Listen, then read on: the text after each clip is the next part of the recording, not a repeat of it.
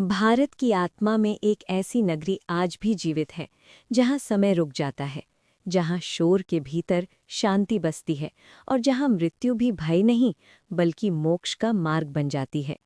इस नगरी का नाम है काशी। काशी, जिसे बनारस कहा गया, जिसे अविमुक्त क्षेत्र कहा गया और जिसे स्वयं भगवान शिव की नगरी माना गया। ये केवल एक शहर नहीं है, ये केवल एक तीर्थ नहीं है, ये जीवन और मृत्यु के बीच का वो सेतु है जहां मनुष्य अपने अस्तित्व के अंतिम सत्य से साक्षात्कार करता है। कहा जाता है कि काशी न कभी बसाई गई, न कभी उजाड़ी गई।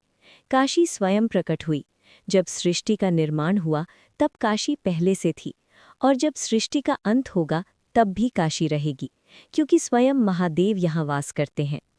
काशी की गलियां संकरी हैं, लेकिन इन गलियों में हजारों वर्षों की स्मृतियां कैद हैं।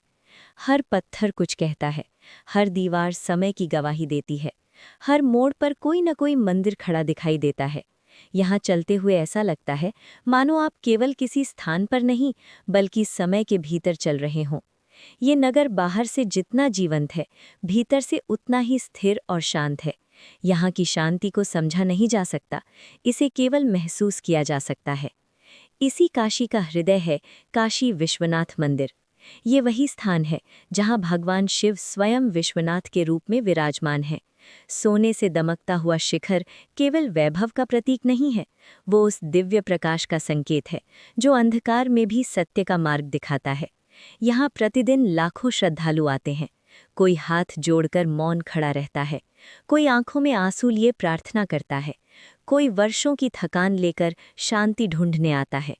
कहा जाता है कि जो एक बार सच्चे मन से काशी विश्वनाथ के दर्शन कर लेता है, उसकी आत्मा कभी खाली नहीं लौट। वो जन्म की साक्षी है, वो मृत्यु की साक्षी है। सुबह जब पहली किरण गंगा के जल को छूती है तो ऐसा प्रतीत होता है मानो स्वयं आकाश धरती को आशीर्वाद दे रहा हो। और जब सूर्य अस्त होता है तो गंगा दिन भर के दुख, पीड़ा और अशांति अपने आंचल में समेट लेती है। गंगा के घाटों पर जीवन और मृत्यु एक साथ चलते दिखाई देते हैं। एक ओर कोई अपने नवजात शिशु के लिए आशीर्वाद मांगता है, तो दूसरी ओर कोई अपने प्रिय को अंतिम विदाई देता है। और इन्हीं घाटों के बीच सबसे रहस्यमयी, सबसे गूढ़ और सबसे सत्य है मणिकर्णिका घाट। ये वो स्थान है जहाँ मृत्यु को अंत नहीं माना जाता, यहाँ मृत्यु को मोक्ष का द्वार कहा जाता है। कहा जाता है कि जो व्यक्ति काशी में, विशेषकर मणिकर्णिका घाट के समीप अपने प्राण त्यागता है, उसे पुनर्जन्म नहीं लेना पड़ता। मान्यता है कि उस क्षण स्वयं भगवान शिव उस व्यक्ति के कान में तारक मंत्र का उच्चारण करते हैं, वो मंत्र जो आत्मा को जन्म और मृत्यु के बंधन से सदा के लिए मुक्त कर देता है। इसी कारण यहाँ मृत्यु डर नहीं है, यहाँ मृत्यु एक स्वीकार है, यहाँ मृत्यु एक शांति है। यहाँ जलती चिताएं केवल शरीर को भस्म नहीं करती, वे आत्मा को मुक्त करने का मार्ग बनती हैं।